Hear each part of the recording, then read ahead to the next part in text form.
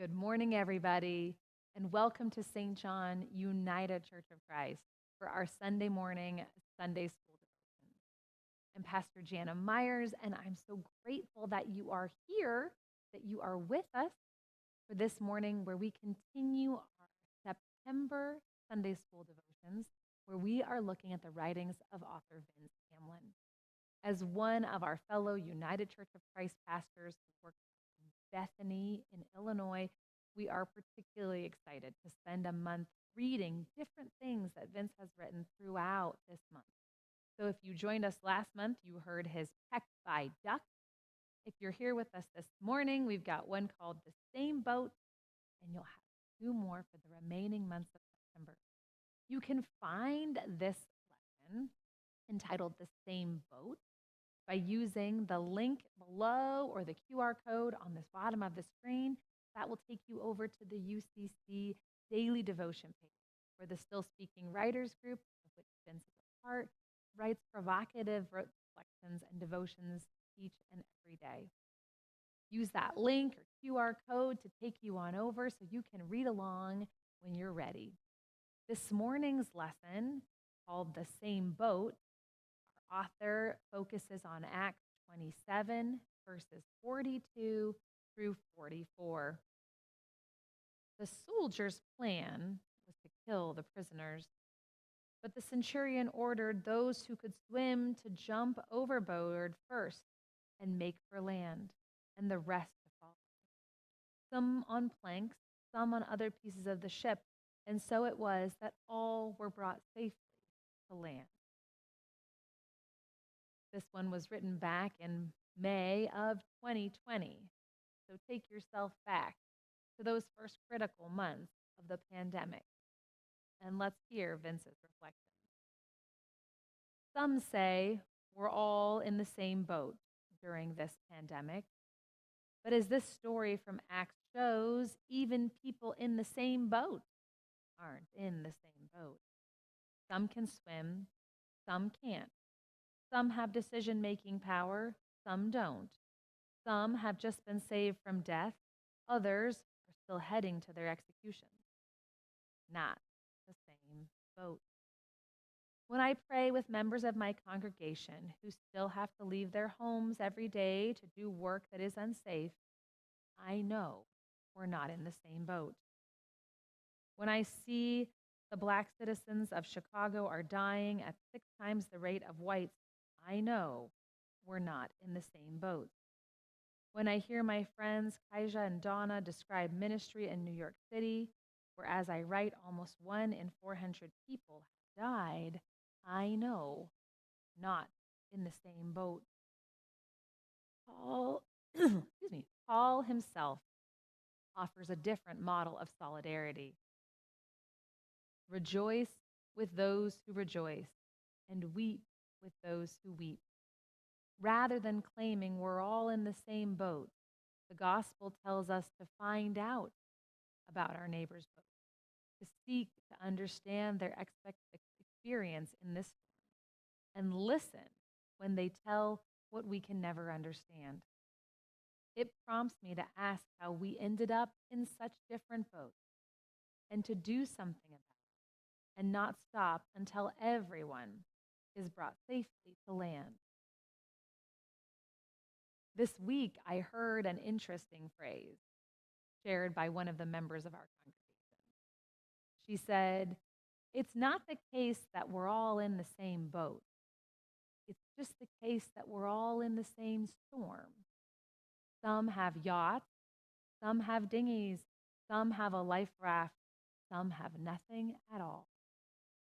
We're not in the same boat, but we are in the same storm." I thought that was profoundly interesting. I thought the observation that life, like a storm which encompasses us all, is not the same as being in it all together, because it is true. Like our congregation members shared, and like Vince writes, we are not in the same boat. And therefore, our experience of the storm of life is not the same. It wasn't in 2020. But it's also the case that 3 years later and some months, it's still not the case. that we are all in the same boat. Many of the things that Vince describes in his devotion were true before the pandemic.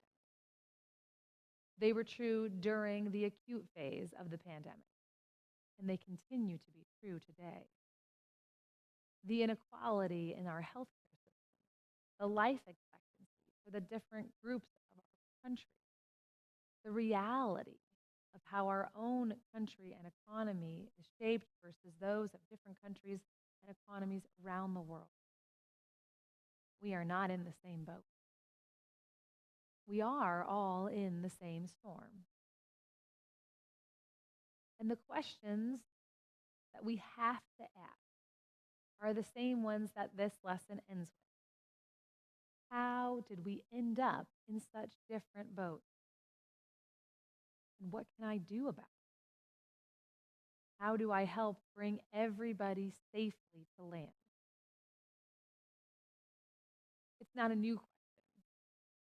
And it's not one you've even asked yourself in the last week. You've probably asked it today as you got up and gave thanks for the blessings that you had, or the things that you wish you had that it seems that others do. In those places where we face inadequacy or inequality for what we have or what we need, we find out pretty quickly we're not in the same boat. And so the question of what do we do about it has to begin with the question, what are you floating on?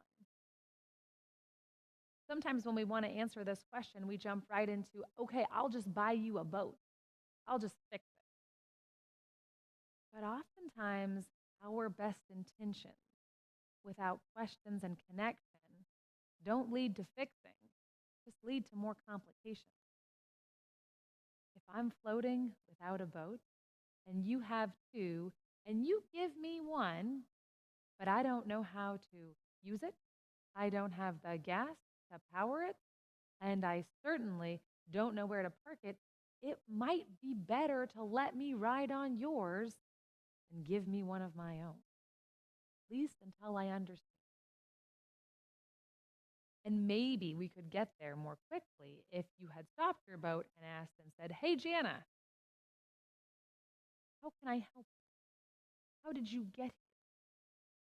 Maybe simply, what's going on for you? Can you tell me about your life? Then you might hear my story and hear that I never knew how to swim, and what I'd really like is a life vest. And that I'm working really hard to get going, but I just need a little help. Maybe I would hear that I had a boat and it crashed and I want a new one. Maybe you would realize that I'm on a swim and I don't need help at all. I've got my boat parked over there. The hard part is it requires us to be gently curious, kindly questioning, and building relationships with those around us. Not assuming we know what they need, but persisting in seeking relationship over understanding, but seeking for a sense of understanding all the same. Sometimes we're not going to understand what happened to somebody. We're not going to know. We can still be in relationship. We can still support and take care of them if that is what they need. And this question about not being in the same boat and what do we do about it starts by us asking questions of everybody around us, including ourselves. And then genuinely listening to the answer and finding ways we can come alongside each other. Whether that's making somebody listen to you because all the boats are speeding by so fast, or maybe that's slowing your boat down to listen to another. Assuming that we're all in the same boat assumes that we all have the same experience. We all know what we're going through and that we should all just work together and we'll all get there. But it misses the fundamental challenges, inequalities, and disparities that are built in to the way that we live, whether it's the first century with Paul or the 21st century with you and I. We're not in the same boat. And in fact, we never have been. but we can work together in this storm to find ways to support each other, to at least make sure that everyone gets safely to shore. Because it's not just enough to throw a boat at them. Maybe they need a map, tank of gas, a tow, so that we can all land safely in God's kingdom where all are valued. We're not getting there overnight. It's a long journey.